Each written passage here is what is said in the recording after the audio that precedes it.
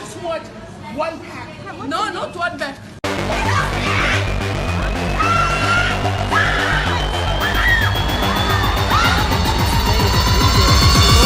This is Praxis. Clearly, panic has started to spread across the United States. People are having fights over toilet paper, which sounds kind of silly unless you're one of the people involved in the fights. But it's an illustration of what's coming to all sorts of other resources. And the one that's really disturbing to all of us, at least it should be, is food. People are going to start having the same type of situations around food that they have around toilet paper now. A lot of people have been asking me, people who are new to prepping, people who maybe knew about the idea of preppers and prepping, you know, doomsday preppers and all that, and now a lot of people are starting to realize, oh, this is why people were doing that kind of stuff, so that they didn't have to freak out and worry during a situation like this.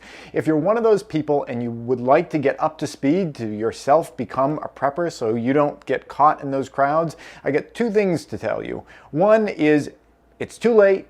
You can't, I mean, it takes a lot of preparation to get there. But the second thing I'm going to tell you is don't worry whether or not it's too late. Starting now is better than starting tomorrow. There are so many things that you can do right now. You're never going to, you know, be as well off as if you had started this a year ago or several months ago, but there is so much that you can do right now that if you don't do it right now, your situation in the future is going to be worse than if you at least start some things right now. And one of the more critical things, like I alluded to earlier, is food. It's really important to have access to food, so if you get stuck somewhere and you don't want to go out or you're not able to go out, you can at least feed your family. Food, water. If you have shelter, those are the two things that you should be thinking about. Now, if you've seen like doomsday prepper kind of TV shows and all that, I'm sure you've seen like freeze-dried food and all these special kind of prepper foods. Forget any of that stuff. You don't need to mess with any of that stuff. That stuff is, you know, it's specific to, you know, lasting 10, 20, 30 years, and it's super expensive, and in my opinion, it doesn't really taste all that great either. You don't need to mess with any of that stuff, though, fortunately, because there is a lot of stuff that's right in your grocery store that you can run over to right now, and you can pick up. The price gouging hasn't happened on it. There haven't been, you know, like this breakout of violence in stores with people fighting over food. Right now, you can go out and you can make your situation 2 months from now, 3 months from now, so much better than if you don't begin right now. I know it's too late, but there's a lot you can do right now. So let's jump right into it.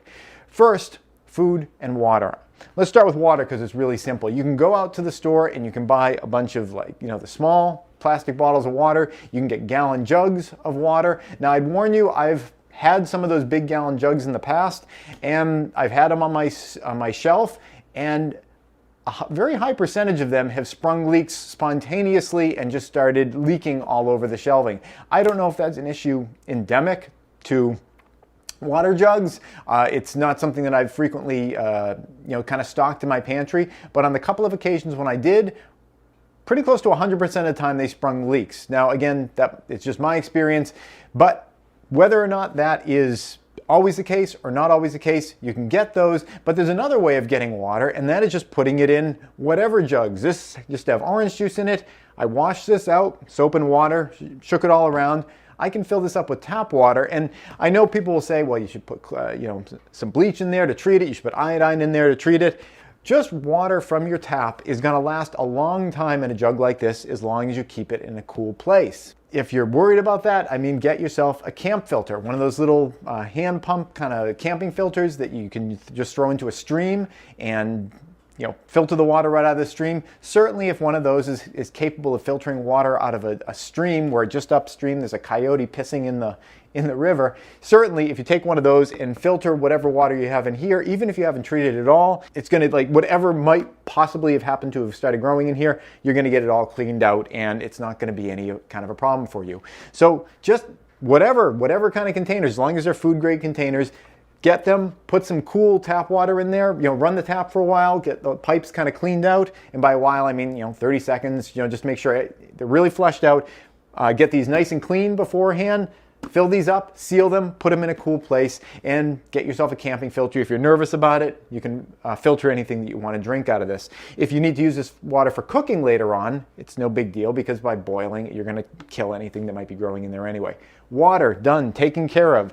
You don't have to worry about like special, like, you know, cans of water or prepper water or anything. Just get yourself some water, put it in containers, and get a lot of it. People need a lot of water per day. And by, you know, you can do the math on it about how much you drink per day and everything. I'm going to leave that up to you. But water is something you definitely want to have a lot of. And the reason you might want to store that is, what if the electricity goes out? What if your city's water supply isn't functioning? What if it gets compromised in some way? The workers who are, you know, having their kids, you know, pulled out of school, can't make it to their job.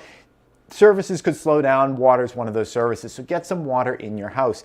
Next one is food. Now I'm going to say I am a vegetarian. I eat a little bit of fish now and then, but I'm mostly vegetarian. You don't have to be. That's just the way that I do it. I actually got into vegetarianism because it's a great lazy way of living. Your leftovers last so much longer. Things are cheaper when you're eating vegetarian. I know there's going to be a ton of people out there that tell you that it's not. It's so expensive to be a vegetarian. That's true if you want to buy like processed packaged stuff that is sort of like meat simulations and all that kind of stuff. I don't think a lot of this stuff is very healthy. It is very expensive, but if you're just like a basic vegetarian that uses legumes and things of that nature to get nuts also to get protein into your diet, it's a really inexpensive way of living. And like I said, the leftovers last a long time. When you have meat leftovers and you put them in the fridge, like, you know, if you haven't eaten that in a certain amount of time, it's like, don't touch that. You're going to get yourself sick. But with vegetarian food, it's not really, it's nowhere near as dangerous to eat old vegetarian food. So I got into vegetarianism basically by being lazy. So I am, that doesn't mean you have to be, but a lot of my recommendations are going to be vegetarian based. The first one I'm going to say is, just for general food, get yourself some rice. And I don't mean like little packages of rice. I mean, get a lot of rice. You can buy rice in 10-pound bags. Buy many of those. I like to put it in these kind of containers, and you could put it in old juice containers or whatever. These are great because you can kind of pour them out easily into a measuring cup. Rice is really great because you can just use it for so many different things. There's a lot of energy and calories in rice. I know, like, now a lot of people are like, oh, I want to stay away from calories. But if you're hungry and starving, calories are actually your friend. They're a good thing. They give you energy. That's what calorie means. It's a unit of energy that's contained in something. You want calories, and there are a lot of it in rice. If you're making rice, just think about it. Whatever amount of rice you put in, like say 1 cup of rice, put in 2 cups of water. You just double the amount of water that you put in. As far as flavoring, you can just throw some salt in. You can throw whatever in. One of my favorite flavorings for rice is, this is pasta sauce. We use pasta sauce. Actually, I used this on pizza the other day. Whenever you're done using a pasta sauce container, there's always a lot of pasta sauce left on the inside of it. I always take these before, like after I've done using them, I take them, I put them upside down with the lid on and put them in the fridge. That way I know that's a jar that has some flavor left in it, some nutrition left in it, but it's otherwise empty. I just took this. I'm cooking some rice back here behind me. I just pour some of my water in here, shake it around, dump it into the rice, pour a little more water, shake it around, dump it into the rice. Not only am I cleaning my dishes, so there's a recyclable, so that my recycle bin doesn't smell, but also I'm saving the flavor and the nutrition from there. So anything like that, you can just throw in with the rice. You can be really creative about it. In addition to rice, another great carbohydrate is oats, rolled oats or non-rolled oats. Just buy large bags of them. You can get these things, they're usually like in the ethnic section of the stores. Like wherever you find Goya products, you'll usually find like big bags of rice. I don't know why. Is it only like non-Anglos that like big bags of rice? I don't know. But whenever I go to a grocery store, you can always find the big bags of rice in the area of the store that has like the Spanish foods, the Chinese foods, and all that kind of stuff. So you'll go there and get yourself a big bag of rice. Get yourself oats. Oats are great for cereal. You can put some sugar in with the oats and have it as a cereal kind of thing. There's, cooking as oatmeal. Cook it with milk. You can get dehydrated milk. You can put all those things together. Oats are a really great food. Beans are great. Obviously, you probably imagine that coming, with me being a vegetarian. Beans, any kind of legume is great. Black-eyed peas, pinto beans, lima beans, fava beans. I mean, any kind of beans that you can get. Lentils are great. There's any kind of legume that you can get, just grab it and get all this stuff dried. It's so much cheaper to get it dried. It's stores so much more efficiently if you don't have it all in cans and everything. And if you want to rehydrate any of these things, beans, people are going to tell you need to have this big elaborate process where you need to, mix them with water and let them sit overnight and then pour the water off and then put more water in and then pour the water off and do this whole elaborate process. You don't need to do any of that kind of stuff. I mean, it's not like the beans are going to kill you. They're allegedly supposed to, give you more gas, to be totally blunt about it, if you don't do that kind of stuff. But in a survival situation, if you're just hungry, you can put beans in water and cook it immediately, and you're going to get food out of it once they all soften up. So get yourself some kind of a legume, get yourself some kind of a grain like rice, get yourself flour, ground up flour, get yourself big bags of flour. You can get a lot of distance out of flour. If you have rice and you have flour, you can make bread, and you don't have to make leavened bread. I mean, you could if you wanted to, but just flatbreads, you can make some flatbreads, and you can use those to eat any kind of different seasonings or whatever you might have along with them. So flour, rice, oats, great grains, get yourself some legumes, and again, big bags, get dried stuff. It's so much cheaper that way. You're going to save a lot of money. In addition to that, you can get yourself things of nuts. Any of that kind of stuff. If you are into it, you can get dried meats, beef jerky, that kind of stuff. I'm not into that really because, for health reasons and, vegetarianism, and I don't like killing cows, to be perfectly honest about it. But, if that is, if that works for you, you can get those. Those things tend to be really high in salt. Another thing that you can do is peanut butter. You can get yourself jars of peanut butter. They're going to stay shelf stable for quite a while. I've had jars that are several years old, and they just kind of keep going. A lot of the expiration dates on things, they're really more suggestions. I've never really had anything. Yeah, this thing says it has a couple months left, and I bought this quite a while ago. I really almost never have anything actually go bad. And if you have something that you're nervous about, just cook it. If it has botulism and you boil it at a nice rolling boil for 5 or 10 minutes of rolling boil, and this is, you can check this on government health administration websites, boiling things for 5 minutes is going to destroy botulism toxin, not the spores that create, that cause the botulism, like the organism itself, but the toxin that it creates. That's the part that's bad for you. The boiling destroys that. So if you're concerned about something, just boil it. In addition to that, think about vitamins. You may not be able to get as much fresh fruit as you would like. You may not be able to get any fresh fruit. So having a supply of vitamins is going to be really handy to have. In terms of fruits and vegetables that do store for a while, carrots tend to store for a while. Onions are great. They tend to store for a while. Potatoes, there's a lot of energy in potatoes, and those tend to store for a while. Apples tend to do reasonably well also. You don't want to keep all those things near each other. You want to kind of keep those things separate, especially like the onions and the potatoes tend to dislike being near each other. They release gases that bother each other and make each other kind of spoil earlier. So you want to kind of keep the things separate and keep them all in a cool kind of dry place.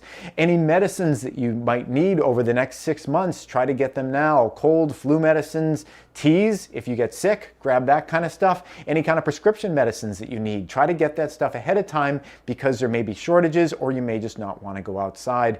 There are so many things that you can do just by kind of brainstorming about what are the things that I need on a daily basis and project that out into the future and grab that stuff for yourself. But again, if you stick with the basics, rice, beans, dried fruits, nuts, things of that nature, I mean, they may not be your favorite food in the world, but if you're hungry and there's nothing in the house and you really don't want to risk going out because the situation outside is not looking good, with contamination and virus and all that kind of stuff, having something in the house, even if it's not your favorite, might be a real lifesaver.